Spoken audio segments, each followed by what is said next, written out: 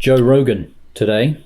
I'm excited for this one. Absolutely. I've heard a lot about him. The big guy. Yeah. Well, yeah, the big guy. I don't think he's very tall, but he is big. And that says something, doesn't it, before we've even looked at him? Yeah. Or we have looked at him, I suppose, but before we've heard him. Yeah. What does it say? He's a big, short guy. Imbalanced, I suppose, is a word you could use there. All balanced.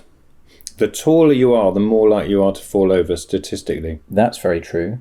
So you think because he's short and wide on the stage, that gives him a sense of balance and maybe a feeling of security in the audience that he's not going to fall over. Yeah. So you relax an audience when you look like you're not going to fall over. Right. Let's get going with Joe Rogan. Because I have a 7-year-old daughter. My daughter just scoops that cat up like a sandbag in a CrossFit class. Like she's barely got this fucking cat. And they just limp. Purring away. Right. So Okay. Already, physical comedian. Yeah. That's what we're seeing here. He's using all of his body. He's showing how flexible he is. He's really using all of the physical space around him, which isn't a good thing, I don't think. I think that's a mistake, personally. Comedy, it's not told with the body, is it? What's it told with? Like with the mouth? With the mouth and the face. Generally the face. Okay. Specifically the mouth, yes. So you want your body to be as still as possible. And then the audience know exactly where to focus their attention. So you want to have a completely still body, and then you tell the story with your face. Specifically the mouth, as you said there. So I think that's a mistake early doors from Joe here, but he might claw it back. So in tennis, for instance, I think we could compare it to tennis. When you're watching tennis, you've got to do this and then that and then like that, don't you? When you're watching tennis. When you're watching tennis, not when you're playing it, though. No, you wouldn't want to do that when you're playing it. No, I suppose that's true. Could you? It would certainly confuse your opponent, wouldn't it? I was going to say, I think, is he watching or playing? Yeah. they have almost no instincts. Almost. Almost! Because those little fuckers are sitting in front of Very, the window. very nice. And you know that truism. Every comedian has their words, don't they? Every comedian has a single word Yes. that they use, they repeat, that an audience picks up on, recognizes. Yeah. And his is almost. The almost man. Well, it's 2 words, isn't it? Almost. Anyway, and so, but the way he says almost, exquisite. It's so much his thing, and of course he repeats it. What does he say? Almost. Yeah. And you're really getting it. The second time is sort of guttural, isn't it? He gives a bit of gravel, a bit of distortion in his voice. Let's listen. Can we listen to that again? I'll just slide that back. They have almost no instincts. Almost. Almost! 3 times. Those Three little fuckers times. are sitting in He front said it once in the line, then once again, and then a third time with an act out, similar to George Carlin. He did that. Yes. Visual cue for the audience and a repetition, just in case there's some quite slow people in the audience who didn't get it the first and second times. in front of the window. And they see a squirrel across the street. Their eyes lock on that squirrel and they start making these involuntary mouth noises like. You ever see your cat do that? It's so fucking creepy! Dude, they don't even know you're there. You get right next to Right. Now, what was I saying about the face? I was saying still body. I think he's about to move again, which is a shame. But just then, he had a very still body, and he was telling the story with his face, wasn't he? His eyes, specifically, is what I was looking at there. When you're reaching the crescendo of a routine, as he is here, you want your eyes to be almost popping out of your skull. You want the audience to be ever so slightly concerned that they're going to leave your body, and that's what he was doing there. And I think it's fantastic. He's really pushing the narrative with his face. And concern and anxiety in an audience always produces laughter, doesn't it? You want them on the edge. Yeah. You want them right on the edge. Right on the edge, right close to those glistening eyeballs. Wonderful imagery. Well, Charlie, the problem I have with all of this really He's a great-looking guy, Joe. Mm-hmm. A great-looking guy. He doesn't look like a cat, though, does he?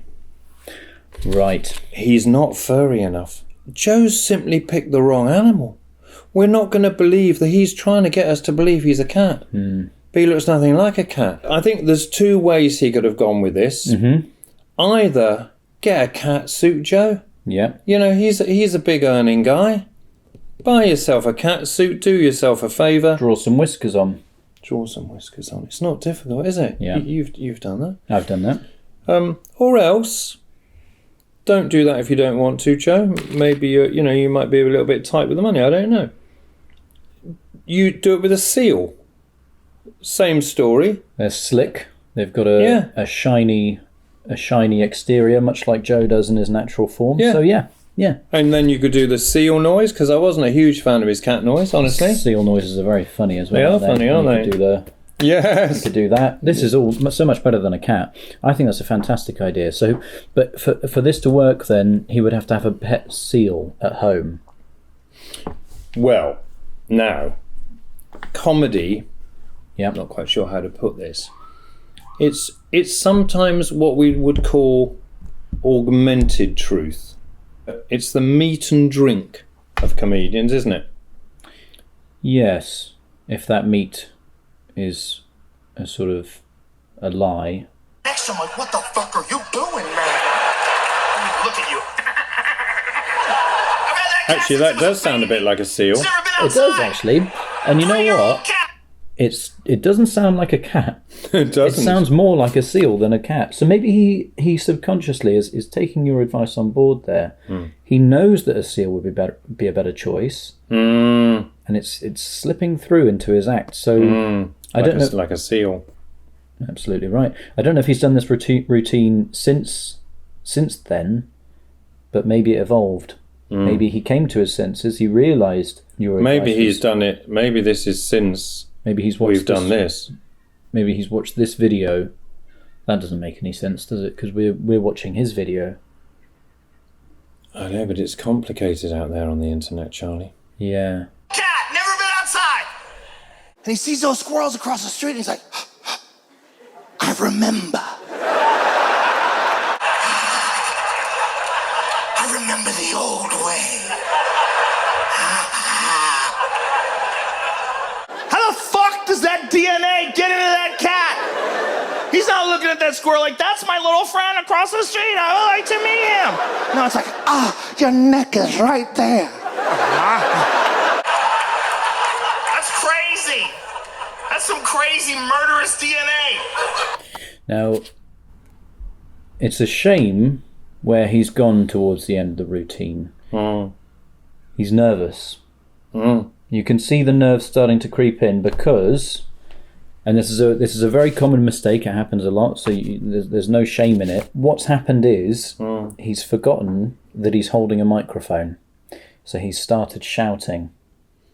Oh yes. He's become so nervous that he's shouting, and he's worried that the people at the back of the room, if it's a big room, it might be, he's worried that they're not going to hear him. So he's shouting, and he's forgotten that his voice can be amplified, and they'll have a speaker set up so that the people at the back can hear him.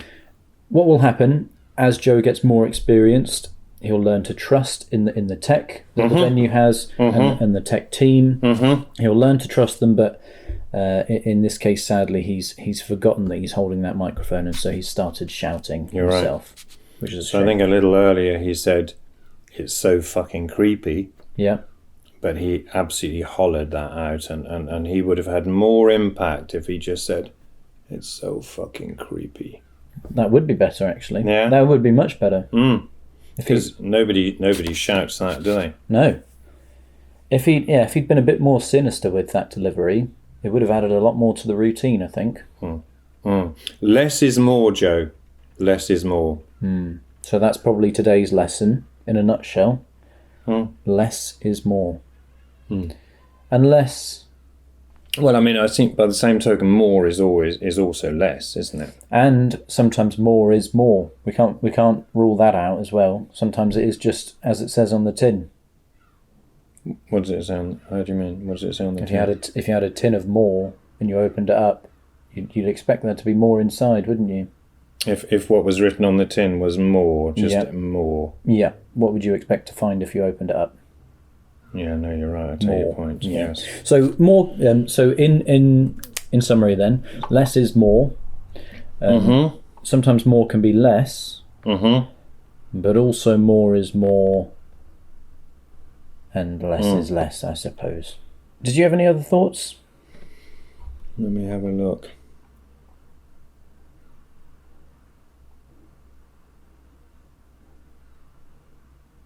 No. Okay, well, if you would like us to review a comedian of your choice, of your choosing, or a specific routine, tell us in the comments down below and we'll see what we can do. Thank you for watching. Thanks for watching.